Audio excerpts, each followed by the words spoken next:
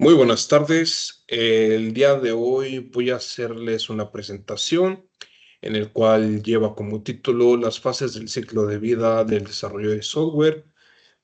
El equipo está integrado principalmente por su servidor, Galván Alvarado Daniel Iván. En esta presentación se va a hablar detalladamente de las diferentes fases del ciclo de vida del desarrollo de software. Se tratará también de algunas ventajas, desventajas que pueden contribuir para llevarlas a cabo y etcétera. Bueno, como introducción, el Software Development Life Cycle, como sus siglas lo dice, el SDLC, es un proceso estructurado que guía el desarrollo de software desde la concepción hasta el mantenimiento.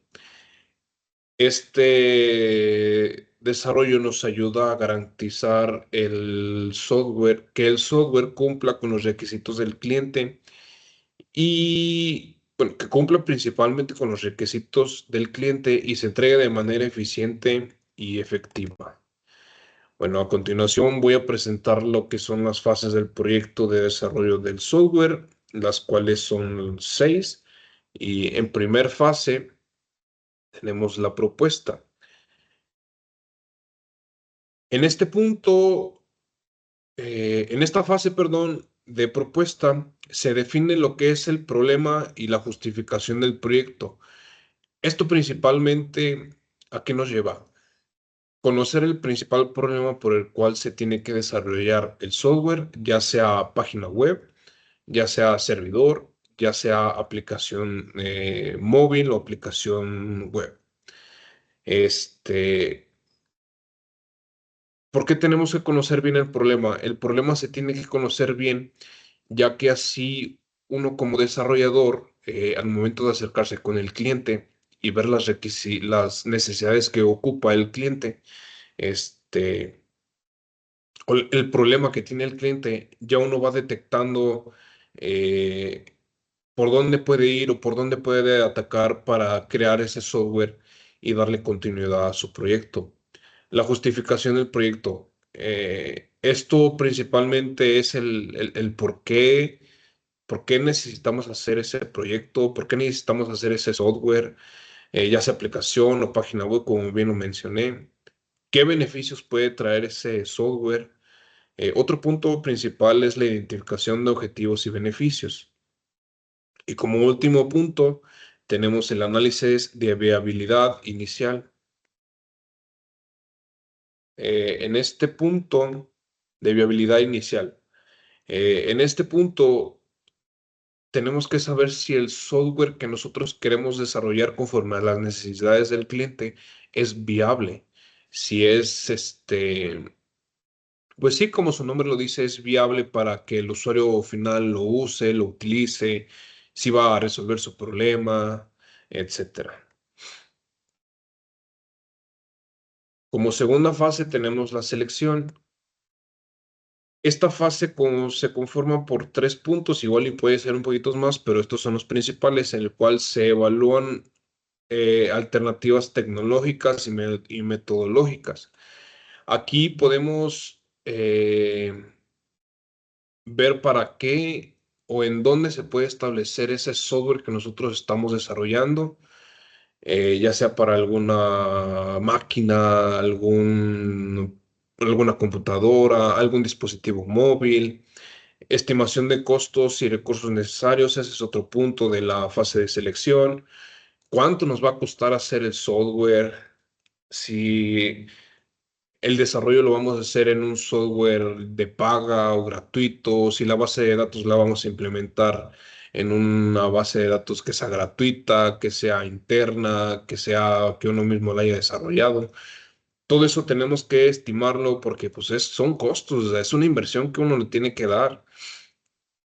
¿Qué recursos necesarios tenemos o vamos a usar principalmente? Y como punto final es la aprobación del proyecto. Esta aprobación, si cuentas con algún asesor que te esté ayudando a llevarlo a cabo, el asesor te puede decir si sí o si no está bien tu proyecto. Pero aquí el único que te va a decir o que te va a aprobar el proyecto es el cliente final. ¿Por qué? Porque él va a ser el encargado de ver si ahí tiene errores, si el software funciona conforme a las necesidades que ocupa y así. En la fase 3 tenemos el diseño.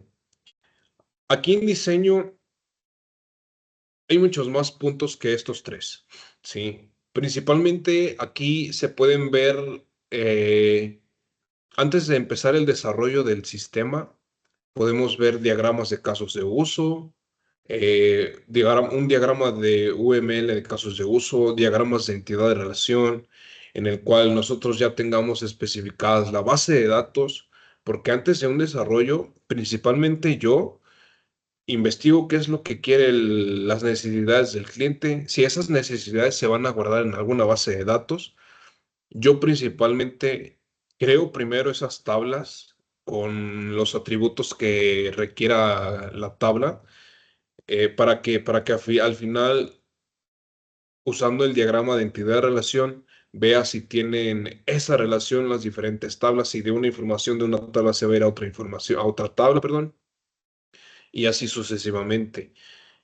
Bueno, después de crear esas tablas o esos diagramas, ahora sí se desarrolla lo que es la interfaz principal del software, en el cual se crea la arquitectura del sistema, qué va a hacer, que si va a tener un login, si va a tener inicio de sesión, bueno, es lo mismo, si va a tener inicio de sesión, si va a poder crear usuario el cliente, si los usuarios ya van a estar definidos, su interfaz principal, si esa interfaz va a tener algunas otras pestañas.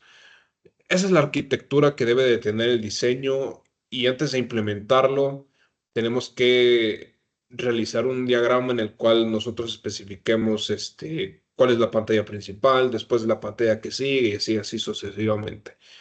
Como bien lo dice, diseñar interfaces de usuarios y bases de datos, preparar diagramas, especificaciones técnicas, todo eso corrobora el diseño de, de esta fase 3 para el desarrollo del software.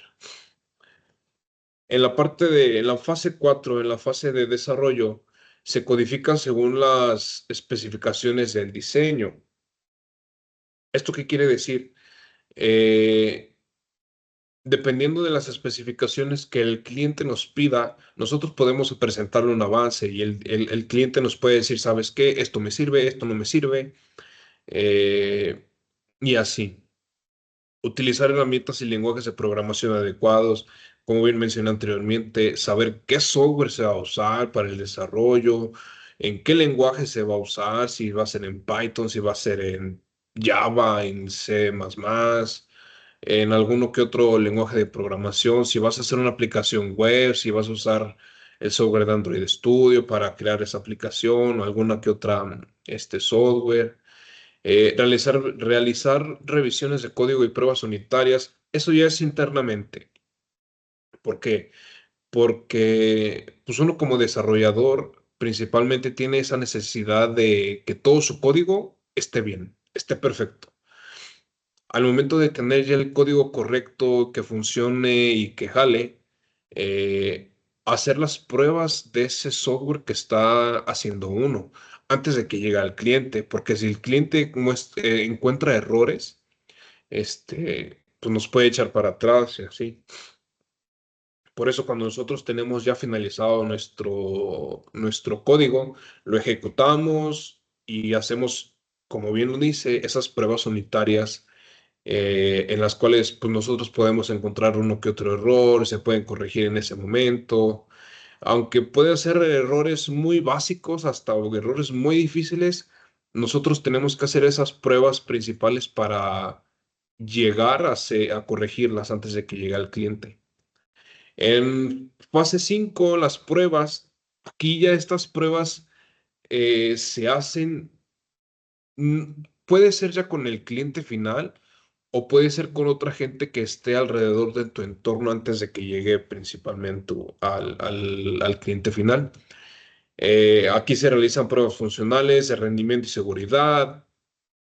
eh, si tiene inicio de sesión, un login, qué tan confiable es el inicio de sesión, si guarda la contraseña, si puedes poner un correo confiable, identificar y corregir errores y defectos y validar que el software cumple con los requisitos establecidos. Todo eso ya depende de las pruebas que uno vaya haciendo, que cumpla con todos estos puntos.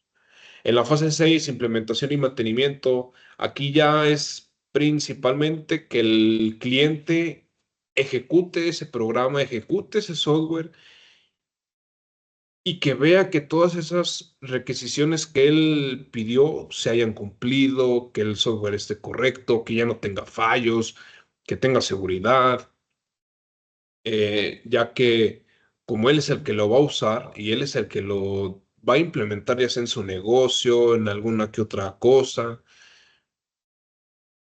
Obviamente pueden salir errores en ese momento, pero esos errores se tienen que corregir ahí.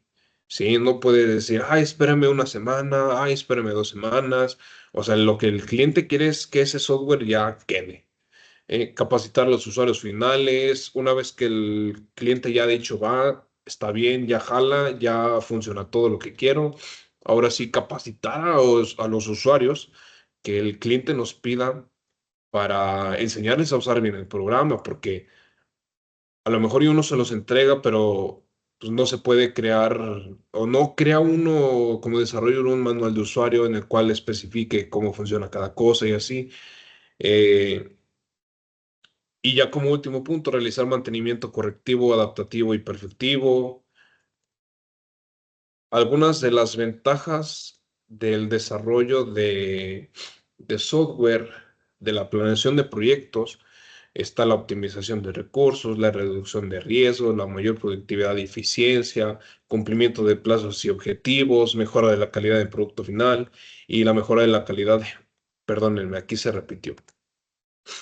Algunas de las desventajas del proyecto, de la planeación del proyecto, los atrasos y sobrecostos, que esto los clientes lo especifican mucho, la mayor posibilidad de fallos, la falta de dirección y desorganización, la insatisfacción de clientes y usuarios. Aquí hay que rescatar o hay que ponerle mucha atención a que el software no tenga nada de estas desventajas. ¿Por qué? Porque el cliente final o te dice que ya no quiere el software o te dice va o es apiadoso contigo y te da oportunidad, pero lo que el cliente quiere es ya tener su software jalando en su empresa, en su negocio, en donde sea. En conclusión, la planeación de proyectos proporciona una guía estructurada para desarrollar softwares de alta calidad. Cada fase es crucial y contribuye al éxito del proyecto.